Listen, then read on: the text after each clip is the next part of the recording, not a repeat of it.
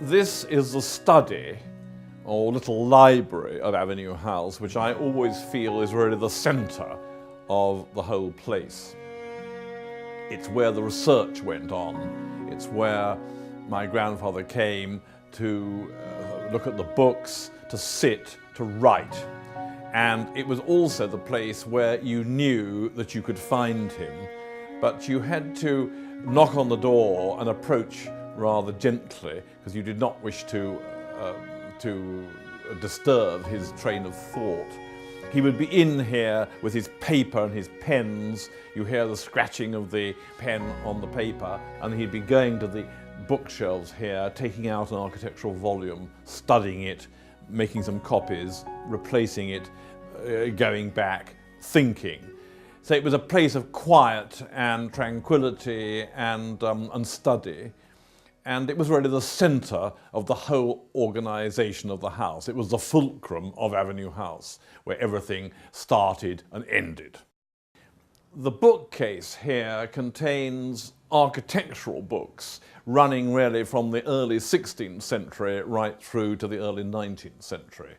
They were an amazing resource for him. He was one of the last of the tradition of architects having great libraries.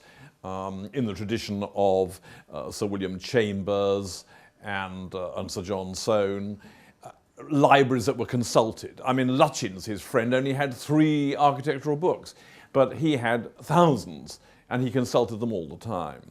And these books are, of course, a complete history of how the country house in this country evolved, and they actually demonstrate, volume by volume, how the country gentleman and the architect worked together to create the famous tradition of the English country house.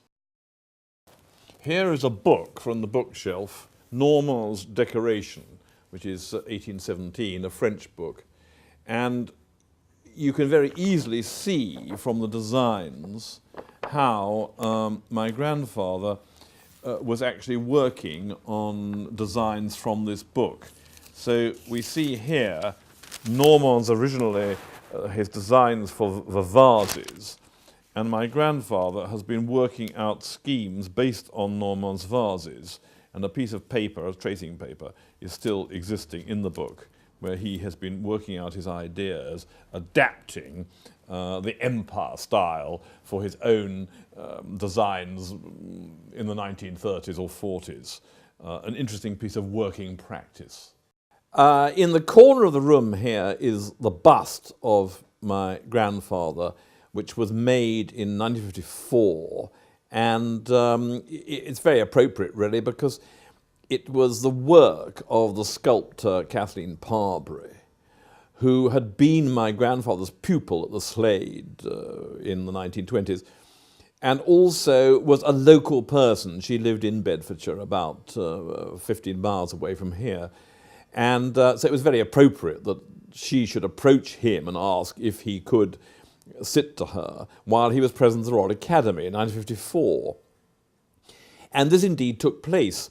And his diaries actually show that he had 12 sittings for this portrait bust.